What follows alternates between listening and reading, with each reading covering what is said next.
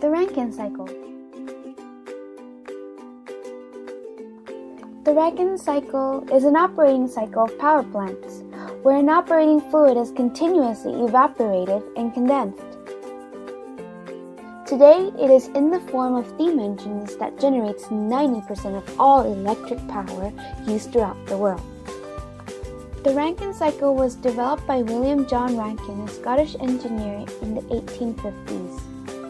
Like Clausius and William Thomson, who has been working on the theory of heat, Rankine attempts to derive Carnot's law. As we know, Carnot has derived the law from the postulate that heat cannot by itself pass from a cold to a hot body. Dissatisfied with this proof, Rankine deduced the law directly from his hypothesis of molecular vortices. This takes account of the interaction of heat and contraction, as well as expansion of elastic atmosphere. Before we dive into how the system works, let's look at the fundamental. The first law of thermodynamics. The first law of thermodynamics states that energy is always conserved. In other words, in a closed system, the change in the system internal energy is equal to the work done on or done by the system, and the heat added or removed. A closed system does not allow the transfer of matter, but energy is allowed to be transferred. Whereas the second law states that the sum of all entropies from processes in a system always increases. Entropy is defined as the number of arrangements possible for a thermodynamic system, commonly known as a measure of disorder. The slightest change in entropy is equal to the slightest change in heat flow at a constant temperature divided by the temperature of the system. As with every other process and phenomenon in nature, the Rankine cycle follows these two laws. Here are the idealized Rankine cycle, and to the right is the pressure enthalpy and temperature entropy diagram. The Rankine cycle operates in the following steps. In step 1, 2, 3, isobaric heat transfer occurs. High pressure liquids enter the boiler from the feed pump and is heated to saturation temperature. Then in step 2, further addition of energy causes evaporation of the liquid until it is fully converted to saturated steam. Note in the pH diagram that the process is done at constant pressure. Also, that at saturation point the temperature is constant, as you can see in the TS diagram. Now step 3 and 4.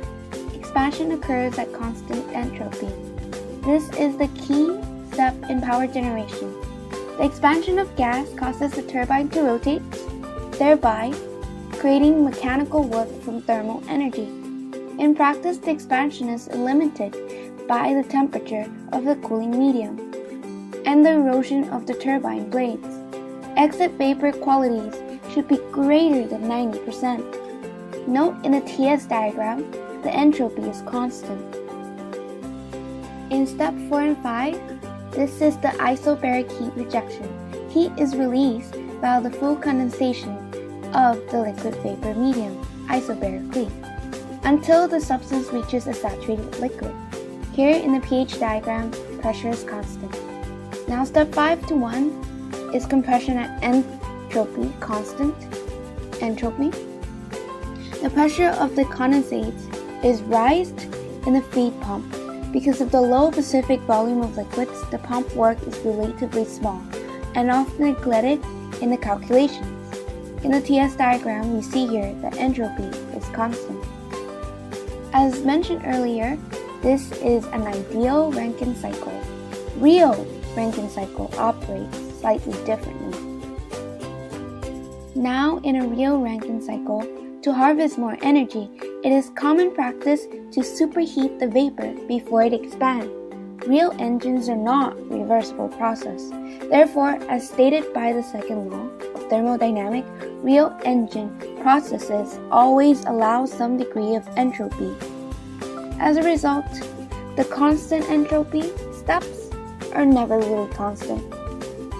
Using the first and second law of thermodynamics, the heat addition, heat rejection, work input, and work output can be found using the following equations.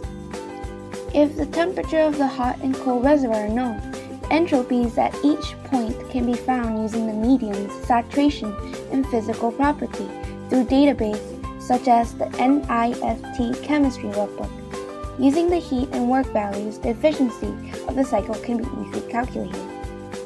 Now let's move on to efficiency. Efficiency depends on the high heat of vaporization of the fluid. High heat of vaporization is the amount of energy required to convert the liquid to a gas. Thermal efficiency is defined as the ratio of the output to input. For any system that converts thermal energy to mechanical energy, such as an engine in a car, the maximum efficiency is called Carnot efficiency. This is described below. It is largely dependent on the T-hot, the temperature of the engine will operate at. Since T-cold will be the environment, Carnot efficiency is the theoretically maximum efficiency a high heat engine can reach in an ideal system. Three main ways to increase efficiency are reheat, superheat, regeneration. They can also be combined in one system. In reheating, temperature change from 5 to 6 is small. Regeneration. After turbine, the flow is split and some goes to the condenser while the other go to the heat exchanger directly. In superheating, under normal condition, points are step 1 to 2 to 3 to 4, but when superheat points are 1, 2A, 3A, 4 are used. The overall efficiency is increased by using points 1, 2A, 3A to 4 because the area under 2 to 2A lines increases faster than the area under 3 to 3A line. And from this, the equation is obtained to be, we can see the fraction will get smaller if TH increases faster than TC. Supercritical. Similar to superheat, except the boiler has a pressure that is higher than the critical pressure of the fluid, even more efficient than superheat. We can also have a combined cycles to maximize the energy production. In a cold generation system, the energy rejected by the Rankine cycle can be used for superheating, process steam, or other low temperature applications. Now, let's look at the application of the Rankine cycles. There are two types of Rankine cycle used in the real world, and this depends on the fluid.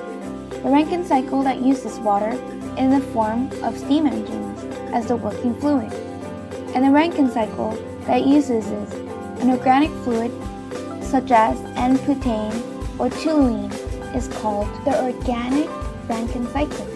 The Rankine cycle is used in the biomass, coal, solar, thermal, and nuclear power plants. It has been undertaken to enhance the efficiency and reliability of steam power plants. Since the Rankine cycle deals on heating up water in constant pressure while changing its phase, and this process has greater thermal efficiency compared to any other cycle. For the organic Rankine cycle, the organic fluid allows Rankine cycle heat recovery from low temperature sources such as all biomass combustion, industrial waste heat, geothermal heat, solar ponds. The low temperature heat is converted into useful work that can itself be converted into electricity. This pretty much sums up the Rankine cycle. Please click like if you like this video, and hopefully our prof will give us good marks